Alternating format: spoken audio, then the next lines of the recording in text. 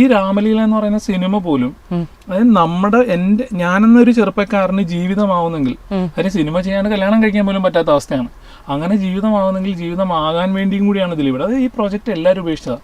ഒരു ഘട്ടം വന്നപ്പോഴത്തേക്ക് റൈറ്റർ സച്ചേട്ടൻ പറഞ്ഞാൽ ഇനി നടക്കൂ എന്നൊരവസ്ഥയിൽ ഒരുപാട് വർഷം 4-5 വർഷം നടക്കും എന്നുള്ള പ്രശ്നം വന്ന് അങ്ങനെ പോയി. പിന്നെ സച്ചേട്ടൻ അനാർക്കലി ഡയറക്റ്റ് ചെയ്യാൻ പോയപ്പോഴത്തേക്ക് എൻ്റെ എല്ലാ ഹോപ്പും പോയതാണ്. ടോമിച്ചാനും പറഞ്ഞാൽ ടോമിച്ചാൻ ഒരുപാട് സിനിമകൾ, പുലിമുരുകൻ അതുമായിട്ടുള്ള തിരക്കുകളായിരുന്നു. പക്ഷെ ദിലീപ് എന്ന് പറയുന്ന ഒരു നടൻ മാത്രമാണ് ഈ സിനിമയ്ക്കകത്ത് എനിക്ക് ആ സിനിമ ഉണ്ടാക്കി തരാനായിട്ട് ഒരു പരിധി വരെ അദ്ദേഹം എടുത്തൊരു എഫർട്ട്. ഇല്ലടാ നമുക്കത് ചെയ്യാം, നിനക്ക് അങ്ങനെ ഒരു പ്രശ്നമുണ്ട്, നിനക്ക് ഇനി ഒരു ലൈഫാണെന്നുണ്ടെങ്കിൽ ചെയ്യാന്ന് പറഞ്ഞു.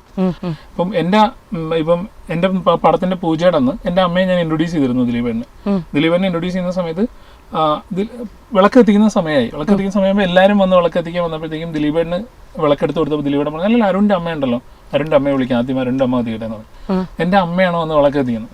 അന്ന് എൻ്റെ അമ്മ എനിക്ക് അത് കഴിഞ്ഞിട്ട് അമ്മ പറഞ്ഞു, എന്തൊരു മനുഷ്യനാണ് പുള്ളി. അത് കഴിഞ്ഞ് രണ്ടാമത് ചെയ്ത പടം 21ാം നൂറ്റാണ്ടെന്ന് പറയുന്നത്. പക്ഷെ അത് ഒരു രാമലീല പോലെ ഒരു സൂപ്പർ ഹിറ്റിലേക്ക് അതിനെത്താൻ പറ്റിയില്ല. എന്നാൽ ഒരുപാട് ഹൈപ്പ് ഉണ്ടായിരുന്നു താനും അല്ലെ.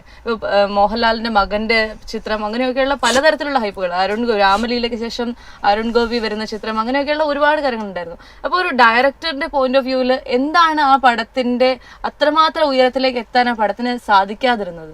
അല്ല, അത് ഈ പറഞ്ഞ പോലെ അതൊരു എന്തുകൊണ്ടാണെന്ന് വെച്ച് കഴിഞ്ഞാൽ ഒത്തിരി കാര്യങ്ങളുണ്ട്. ഒരുപക്ഷെ പ്രധാനപ്പെട്ട കാരണം ഞാനെന്ന് പറയുന്ന ഞാനെന്ന് പറയുന്ന എഴുത്തുകാരൻ്റെ കുഴപ്പമായിരുന്നു. അപ്പം അത് വേണ്ടത്ര ശ്രദ്ധയിൽ എനിക്ക് അത് വർക്ക് ചെയ്യാൻ പറ്റിയിട്ടുണ്ടാവില്ല. പിന്നെ എനിക്ക് ഒരു കൃത്യമായ സമയം കിട്ടാതെ പോയി. പിന്നെ ഞാനൊരു സംവിധായകൻ എന്ന നിലയിൽ റിലീസിനോട് അടുക്കുന്ന ദിവസങ്ങളിൽ ഞാൻ എടുക്കേണ്ട ചില തീരുമാനങ്ങൾ എനിക്ക് എടുക്കാൻ പറ്റാതെ പോയി. പൂർണ്ണമായും എൻ്റെ മാത്രം മിസ്റ്റേക്കാണ് ആ സിനിമ. അത് എല്ലാ രീതിയിലും സപ്പോർട്ട് ചെയ്തൊരു പ്രൊഡ്യൂസർ, എനിക്ക് എല്ലാ സൗകര്യങ്ങളും ചെയ്തു തന്ന ഒരു പ്രൊഡ്യൂസർ, ഞാൻ എന്ത് പറഞ്ഞാലും അതിന് ഒപ്പം നിൽക്കുന്ന ഒരു നായകൻ, അതിനൊപ്പം നിൽക്കുന്ന ഒരു ക്രൂ, എല്ലാം എൻ്റെ കൈകളിലായിരുന്നു ആക്ച്വലി. അപ്പൊ അതിനൊരു മിസ്റ്റേക്ക് സംഭവിച്ചത് അതിന്റെ കാരണം ഞാൻ മാത്രമാണ്. അല്ലാണ്ട് അത് വേറൊരാൾക്കും ആ പരാജയത്തിൽ അവകാശമില്ല, അല്ലെങ്കിൽ ആരെങ്കിലും ചോദിച്ചാൽ ഞാൻ കൊടുക്കത്തുമില്ല.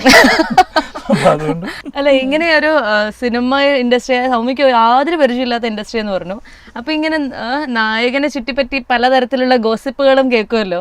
അത്തരം ഗോസിപ്പുകളോടൊക്കെ എങ്ങനെയാണ്? ഗോസിപ്പുകളൊന്നും ഞാൻ കേട്ടിട്ടില്ലേ. ഇനി അതൊന്നും പറഞ്ഞ് എന്റെ ജീവിതത്തിലെ ഏറ്റവും വലിയ പുണ്യം എന്താണെന്നറിയാം, ഈ കൊച്ചിന് ഫേസ്ബുക്കില്ല, ഇൻസ്റ്റാഗ്രാമില്ല.